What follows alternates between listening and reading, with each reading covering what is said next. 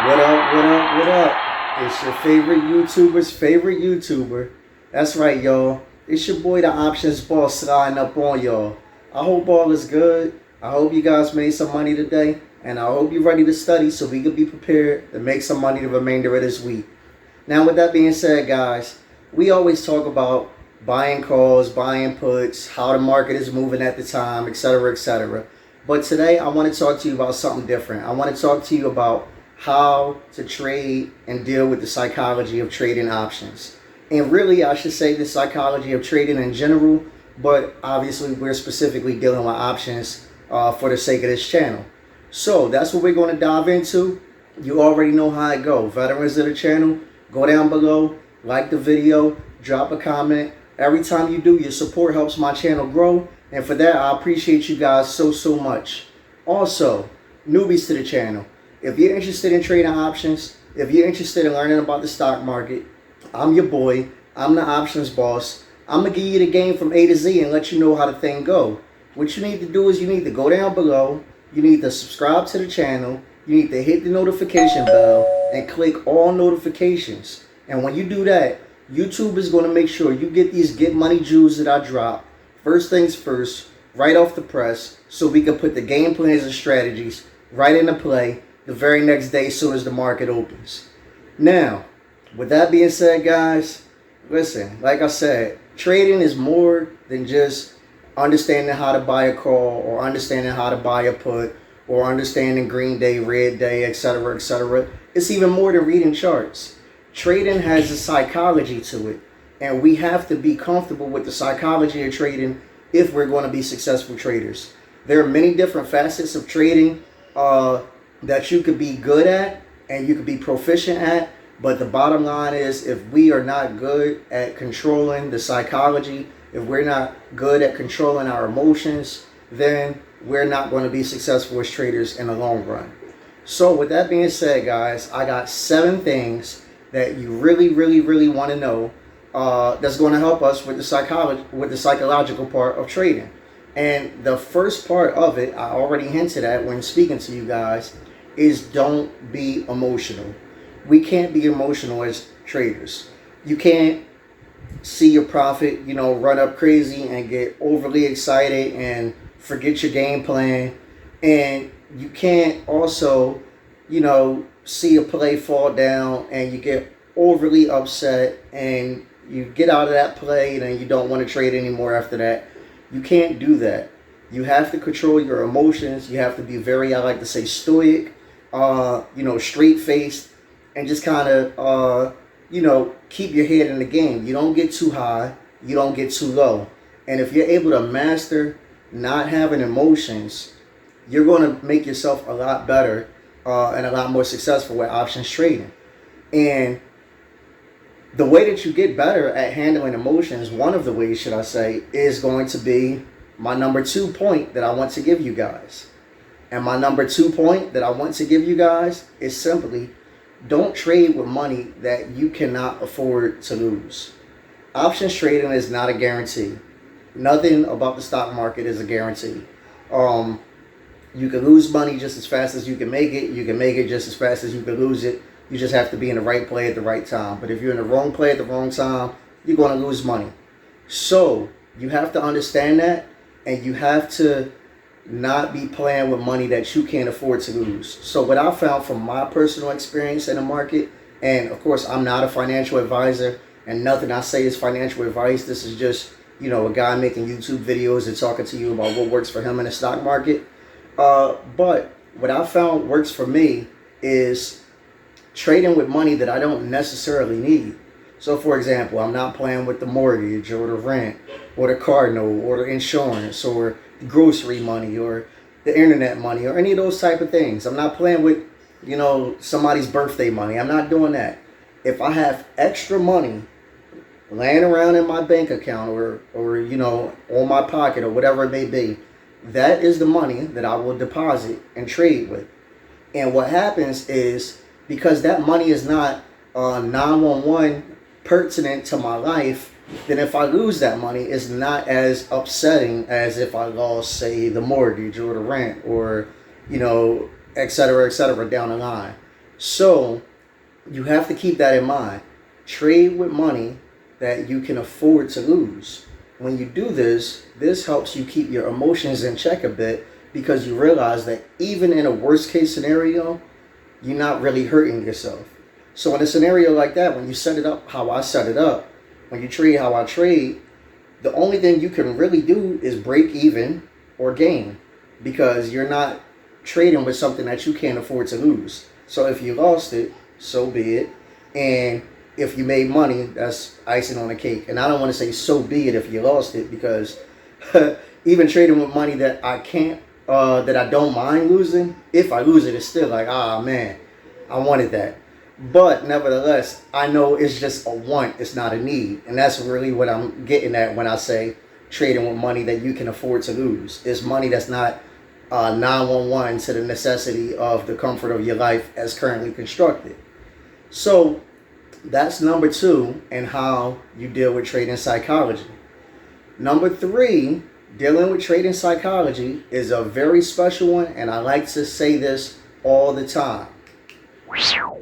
And that's very simply, don't be greedy. So I got a saying, you guys have heard me say that a gazillion times on this channel if you watch my YouTube, and you probably heard other traders say it as well. Bulls eat, bears eat, pigs get slaughtered. So don't be a pig, guys. When it comes time for you to take profit, be willing to take profit. That is not being greedy. And if you don't be greedy, then that'll get you in a situation where you're comfortable with your wins. You're not being, overly excited and taking a loss on a play you should have had a win on. So those are things that I want you to look for. You don't want to be greedy. That's number 3. If you let greed take over you, your trading success ratio is going to go down, down, down because you're going to be busy looking for all huge wins, all, 1,000% wins as opposed to taking that 60% win, that 70% win. You're not going to want none of those. And you want to have the 70% win in your hand, and you want to let it turn red on you because you was waiting for 1,000% win, or you was waiting for 900% win when you had, the 80% win already in the bag. So you can't be greedy. That's number 3, and I love to say that because it's so important. Greed will get you. Also, the number 4 part of trading psychology is simply you don't get attached to stocks. There are some stocks that I'm a fan of for one reason or another. It could be, for example, Tesla with Elon Musk. I enjoy Elon Musk and his success and his antics. I find it admirable. I like Tesla. But I'm not attached to Tesla. I can go a month without trading Tesla, no problem. I probably haven't traded Tesla now in about a month. And I'm fine with that because of the way it's moving. So I have no attachment to stocks. Even the stocks that I like, I'm not attached to them. And there's no such thing in reverse of that, but in the same vein, there's no such thing as a stock that I won't trade. I hear people say, well, hey, I dislike this stock. I don't trade this. I don't trade that. I had a gentleman some time ago tell me he don't trade vaccines because he don't like vaccine stocks. Well, I mean, I'm not, getting into vaccine or no vaccine. I'm personally not vaccine friendly, but I've made a lot of money trading vaccine stocks up and down.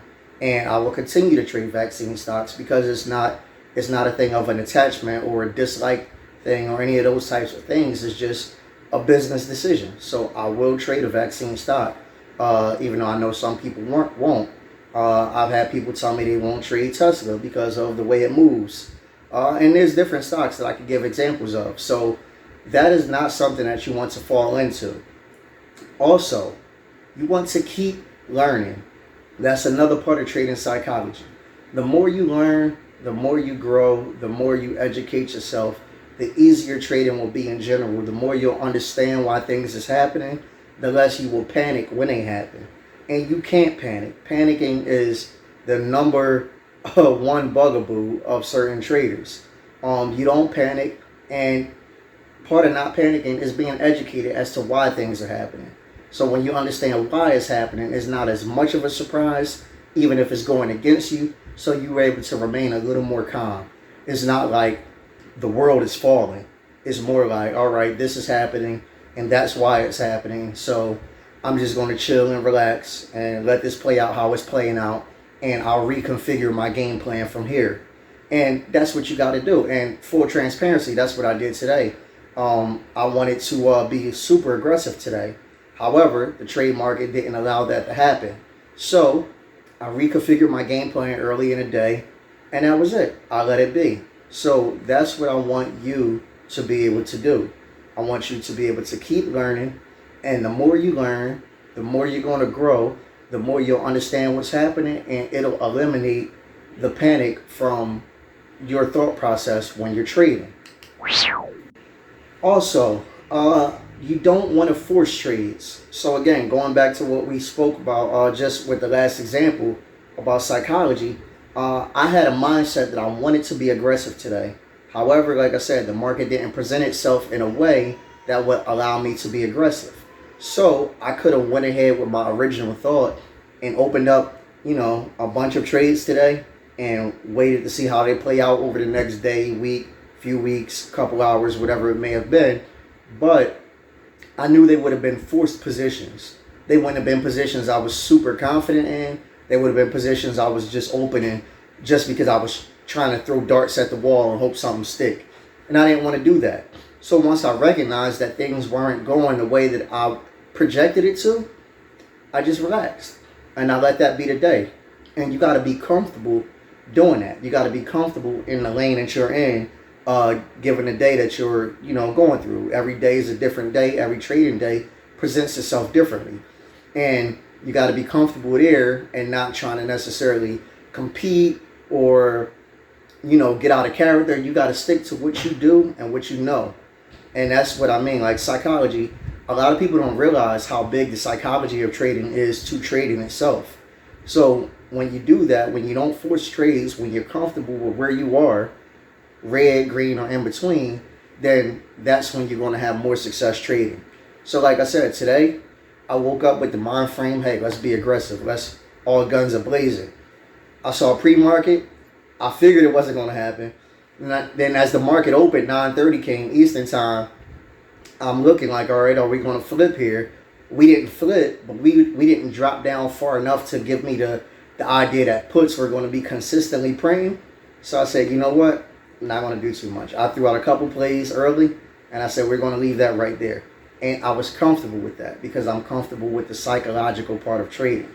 So that's what you want to get your mind wrapped around. And to further hammer that home in regard to trading psychology, I also want you to know that you need to have a game plan and you need to stick to your plan. You'll hear people say, plan your trades and trade your plans. So that's what you got to do. You got to plan your trades out, and then you got to trade the plans that you have. Don't deviate from those plans. You came up with those plans for a reason. So be confident in the reasoning that you came up with those plans and stick to them. And that'll work for you on green days. That'll work for you on red days. That'll work for you on and kind of choppy days. It'll work for you overall. But you have to be confident in your plan, and you have to come into the day with a plan. And this is all a part of psychology. We all know what calls are. We all know what puts are.